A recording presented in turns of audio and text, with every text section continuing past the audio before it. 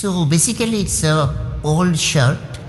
এই শার্ট কেটে এটা কাটিং করে আমি এখন এটা দিয়ে একটা আমার জন্য ক্রপ টপ টাইপ মেকিং করব। Not like crop top, it's normal top যেটা আমি নিজে ডিজাইন করেছি। তো এটাকে এখন আমি কাট করব আর বানাবো। অনেকের প্রশ্ন থাকতে পারে শার্ট কেটে কি টপ বানায়। এটা আমি পরার জন্য বানাচ্ছি না, জাস্ট ফর টায়ার। যেহেতু আমি আমার সেলাই মেশিন কিনা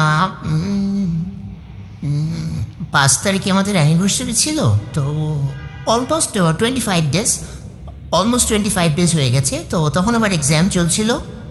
এক্সাম শেষ হওয়ার পর আমি বাড়িতে চলে যাই।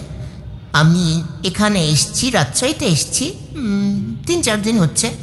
দেন ক্লিনিং, কুকিং সব কিছুর পর আমি সেলাই মেশিনটা চালাই ফোন দেখে।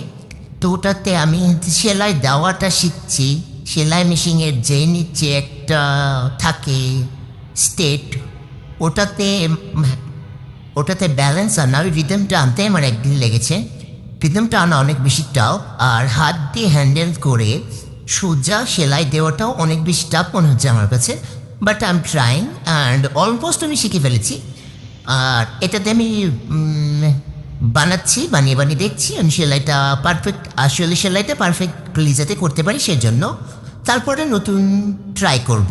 আর কাটিং তো আমি পারি বলতে পারবো, কোনোদিন কাটিং করিনি।